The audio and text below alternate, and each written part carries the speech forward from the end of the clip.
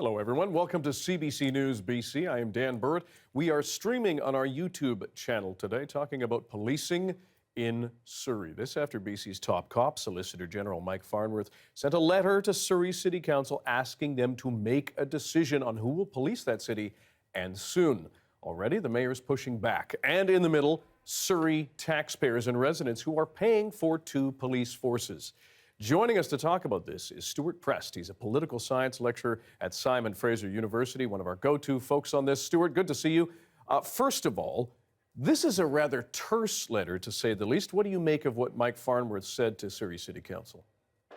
Well, I think it's clear that the minister here is trying to keep up a certain amount of pressure on Surrey Council. The province seems to have developed a kind of carrot and stick approach to try to encourage the city to move in the direction it would like towards continuing the transition to a municipal police service without just ordering it or enforcing that decision. And so this is part of the stick part of that strategy, making sure that the issue doesn't disappear from the public view and that everyone is clear that the ball is in the city council's court.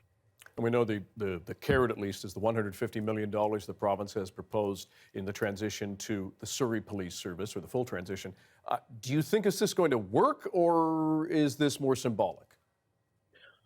I think this letter is alone on its own is not going to transform the debate. It's just one piece of a larger strategy. I think the province has made it comparatively easy for the council to change its mind here by more or less erasing the cost difference over the next few years for the transition, which was one of the main arguments in favor of keeping the RCMP. So that $150 million does matter. And so that helps the council if they were to do an about face on this issue, but it's also clear that this pressure is going to make it difficult for the council to continue to not make a decision, and so it's a way of, I think, forcing the issue. And so I think council is going to feel increasing pressure here to bring this to a vote in light of this letter, even if it's not what they'd like to do at this moment. And we know we heard from the Premier David Eby, who intimated that he expected a decision, at least at this point, and it hasn't happened yet. We spoke with Mayor Brenda Locke about this letter on Thursday and her reaction to it. Here's part of what she had to say.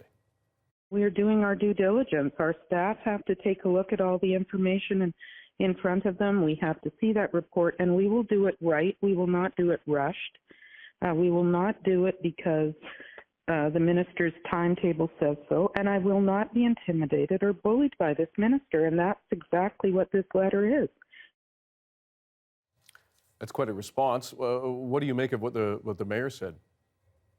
I think it's a reflection of the fact that this is an uncomfortable situation for this council that they find themselves in, and really trying to push back and to make it clear that from the city's point of view that it's the province that is leaning on the city to make this decision and trying to resist that sort of pressure. But behind it all is the city of Surrey and the residents of Surrey themselves, who are effectively waiting for something to happen, something definitive to happen on this file. And ultimately, I think for most Surreyans, it's less important at this point what the decision is, as opposed to just getting a decision and being able to move forward. And focusing on taxpayers and residents right now, do we know how much it's costing the average Surrey taxpayer to fund both the RCMP and the Surrey Police Service? Well, looking at the city's numbers, the city has budgeted about $100 million more than it normally would for policing in 2023. So that's a substantial chunk of change. It's something like $200 per person in the city, and so that's clearly not sustainable. The city cannot go indefinitely funding two different police services. So I think even if the decision doesn't happen this week, a decision has to happen in the relatively near future. The city just can't move forward with other kinds of planning if it's not sure which police force it's planning around. No, still with the money, Mayor Brenda Locke has said she wants to keep the RCMP, stop the transition to the Surrey Police Service, as she campaigned on that. She won the election, albeit by 1,500 votes. Given the money the province is offering, up to $150 million here, and the pressure it's applying in this letter, among other things, is that still doable, do you think, that should they keep the RCMP?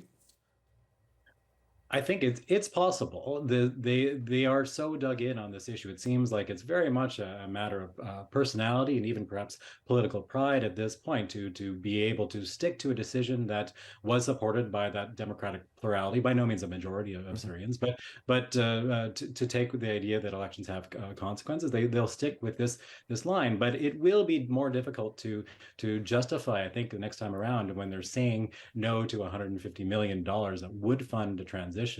And that doesn't address any of the long-standing issues regarding governance with the police force as well. There are reasons other than money to perhaps move towards a municipal police force. Having a local police board makes the police force more accountable, at least in theory, to the residents of the city directly. And so it doesn't address any of those issues either. So I think it's possible that the council will just dig in, but I think it's going to be uncomfortable if they try to do so, to try to justify that decision.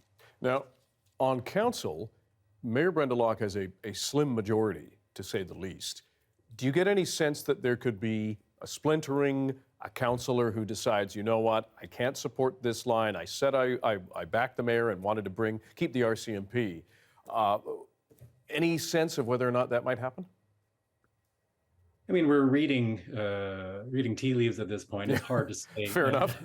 Definitively, but reading between the lines, one of the things that we get out of this letter is that a majority of council have actually signed a non-disclosure agreement with the province and have read the full report detailing why the province thinks a move towards the municipal force is the right decision, which implies that at least one of Ms. Locke's coalition has in fact read that letter. And so if you want to extrapolate from that, it suggests that at least one member of that coalition is thinking about this issue in a different way than their fellow members. And so I think we have to watch that issue, and it's by no means definitive in any sense. But I think one of the purposes of this letter and including that little nugget of information by the province is to try to shine a light on that potential fracturing and perhaps to drive the wedge a little deeper.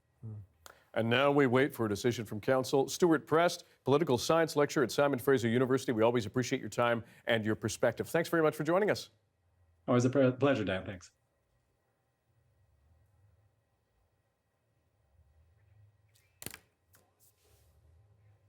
That's great. Stewart, thanks very much. That was great. Always a pleasure. I think this is the first time you and I have actually done an interview. I think you're right. I think we may have spoken over the phone or done a few other things, but certainly been on our airwaves before. So nice to break the ice on this one. Yeah, excellent. Awesome. I'm sure we'll do it again another time. Absolutely. You have a great weekend. Take care. Yeah. Bye. Thanks.